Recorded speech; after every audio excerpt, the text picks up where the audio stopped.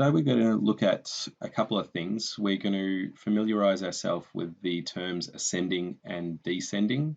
What we want to do is compare two fractions and decide which one's the bigger and which one's the smaller. And finally, what we're going to do is, given a set of fractions, what we want to do is be able to sort them in ascending or descending order. Let's have a look.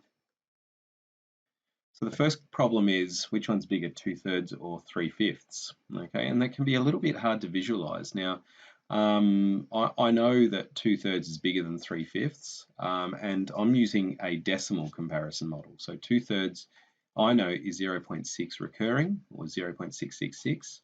3/5 is the same as 6/10, which is the same as 0.6.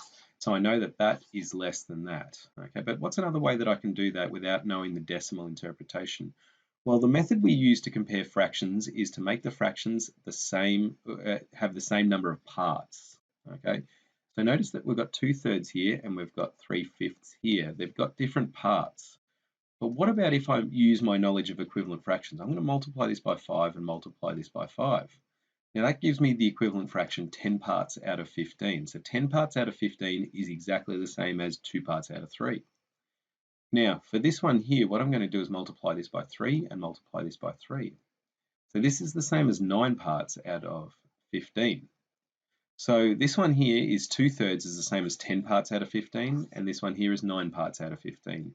Now again, going back to my cake example, if I said to you, hey, I'm thinking of giving you some cake, either I'll give you 10 parts out of 15 or 9 parts out of 15, and given that you like cake, which one would you go for? Most of you guys will go for that one there to say that that one is more cake. 10 parts out of 15 is more than 9 parts out of 15. So we're going to say this, 10 parts out of 15 is greater than 9 parts out of 15, or we're going to say that 2/3 is greater than 3/5.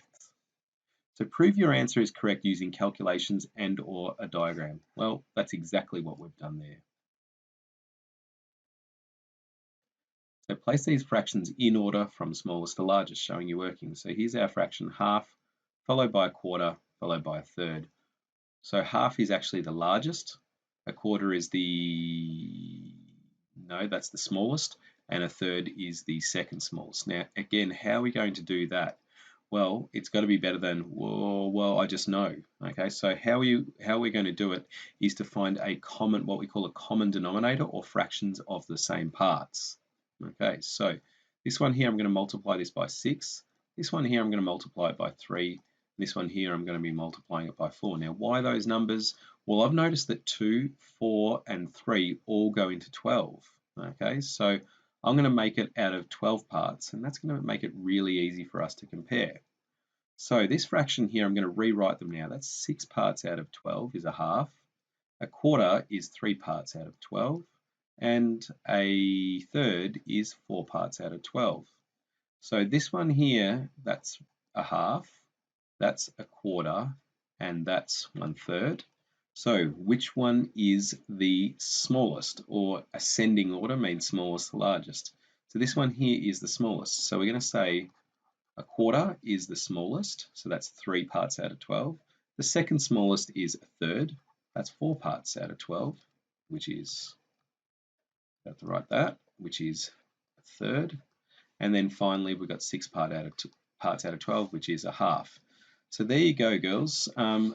A bad way to try and sort them is to just look at denominators and go 2 is less than 3, which is less than 4. You can see here actually 2 is the largest denominator, largest fraction of all. So don't just look at the denominators and make a judgment call.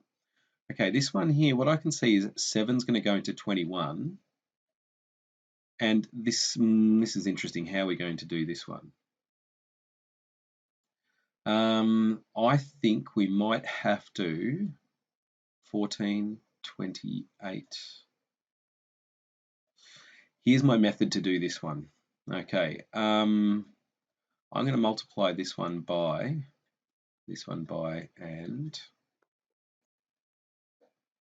one by. Now let's think about this. I'm going to multiply this by 3 because 14 times 3, that's 30.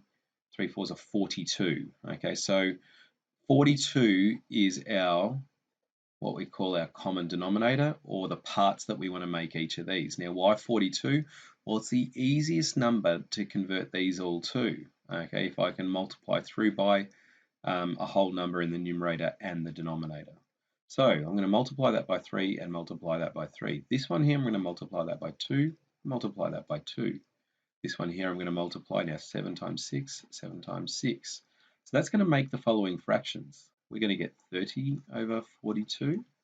We're going to get 32 out of 42. That's twice 16, isn't it? Yes.